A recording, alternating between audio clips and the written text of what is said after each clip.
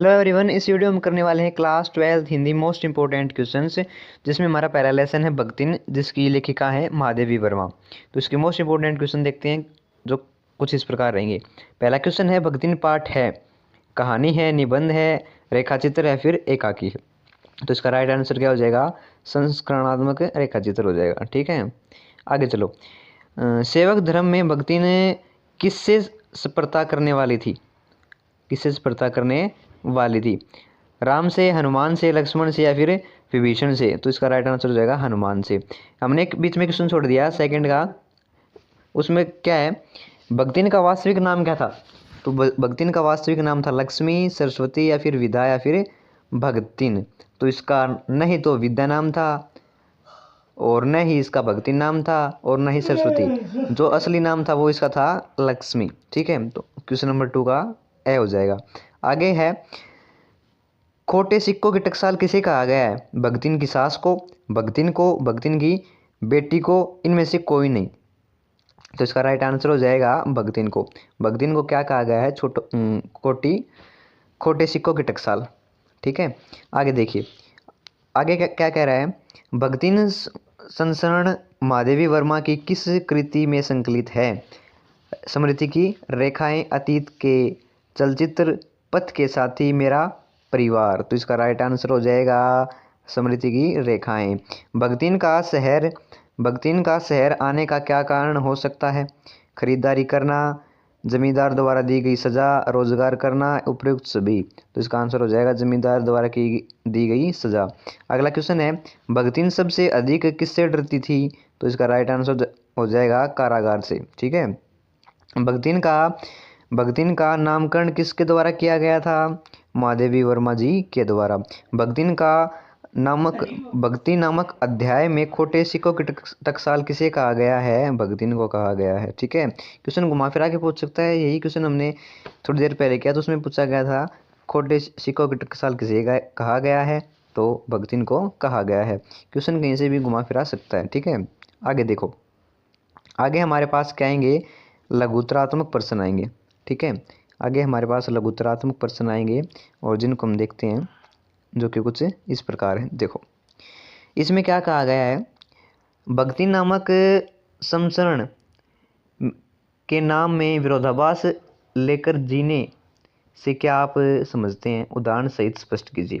नामक के अर्थ के अनुसार जीवन में परिस्थितियों का नहीं बन पाना ही, या नाम के विपरीत परिस्थितियों का होना ही नाम का विरोधाभास लेकर जीना कहलाता है। उदाहरण के लिए, भक्तिन का वास्तविक नाम लक्ष्मी था, लेकिन नाम के अनुरूप सुख, समृद्धि, संपन्नता उसके जीवन में नहीं थी।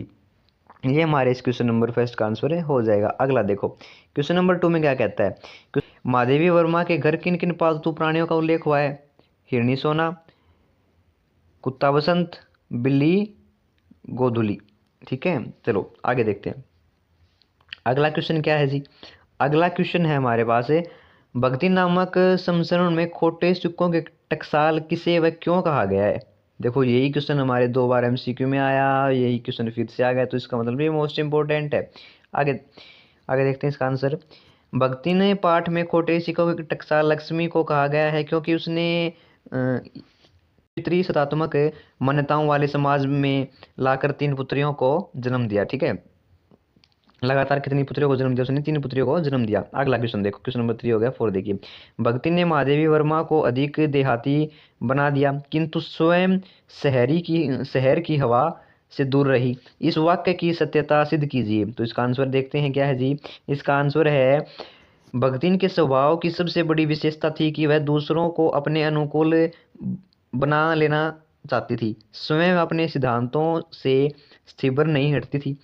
इसी के कारण स्वरूप भक्ति ने महादेवी को मक्के के बासी दलिया को मुठे के साथ खाना, बाजरे के तिल मिलाकर बने हुए खाना, ज्वार की खिचड़ी, मुहे की लापसी खाने के साथ ही देहाती भाषा सिखा ही दी, परंतु खुद ने रसूलों को अपने मुंह तक नहीं जाने दिया। यानी कहने का मतलब है, जो लेखिका थी, उसको भक्ति ने जो अपने ऊपर लागू करती थी, वो जो खाने की चीज़ें खुद स्वयं खाया करती थी, जो स्वयं भोजन ग्रहण किया करती थी, वही आदत उसको, लेखिका को डाल दी उसने। ठीक है, अगला क्वेश्चन देखिए, क्वेश्चन नंबर 4 हो गया। क्वेश्चन नंबर 5 देखते हैं।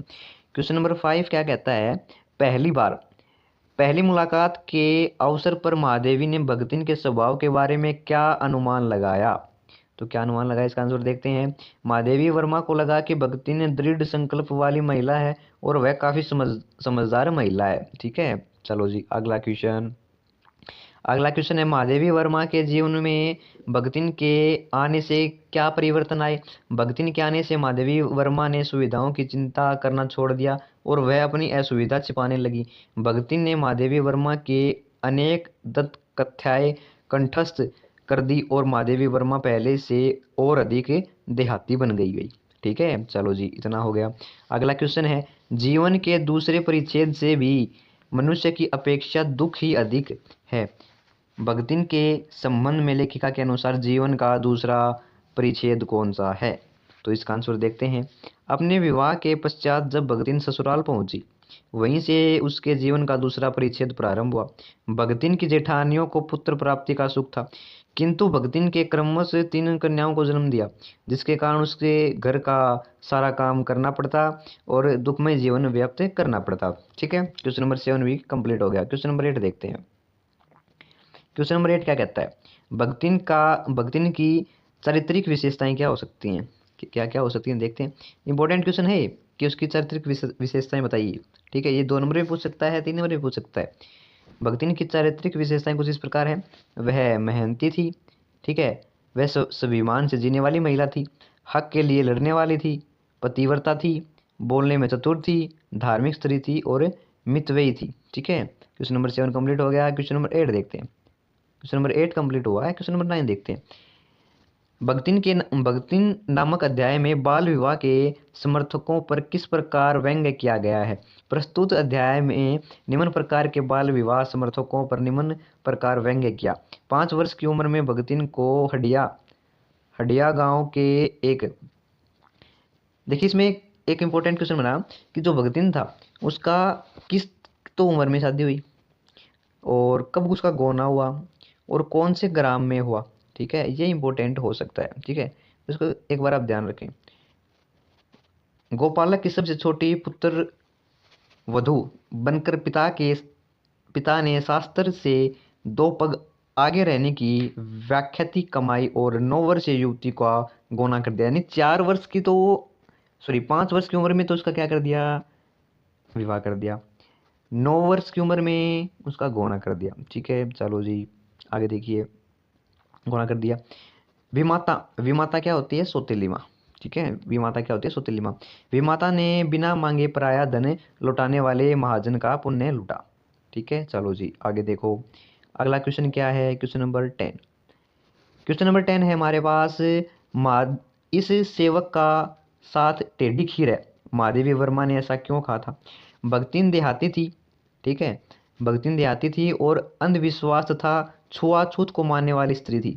पहले दिन से रसोई में प्रवेश होने से पूर्व भगतिन के द्वारा किए गए क्रियाकलाप यथा धुली हुई धोती को जल के छींटों से पवित्र कर पहनना। ठीक है, पीपल में पानी डालना, सूर्य को अर्घ्य देना। ठीक है, तथा जप करना। ठीक है, ये चीज़ें जो भगतिन कर रही थी उनसे कहीं ना कहीं जो महादेवी वर्मा थी वो परेशान थी। और मोटी रेखा कोयले से क्या करती थी वो, मोटी रेखा बनाना आदि से देखकर भगतिन क्या थी भैया, विश्वास नहीं करती थी। ठीक है, चलो जी ये इंपॉर्टेंट क्वेश्चन है, एक बार इसको आप रीड कर लें। ठीक है, और ये क्वेश्चन है, ये एक बार इसको आप देख लें। ठीक है, अगला क्वेश्चन है हमारा जैनेंद्र कुमार, बाजार दर्शन। ठीक है, इसको अगली वीडियो में करते हैं। तो आई होप आपको ये वीडियो पसंद आई, चैनल लाइक करें, शेयर करें, चैनल को सब्सक्राइब करें। Thank you so much watching, bye.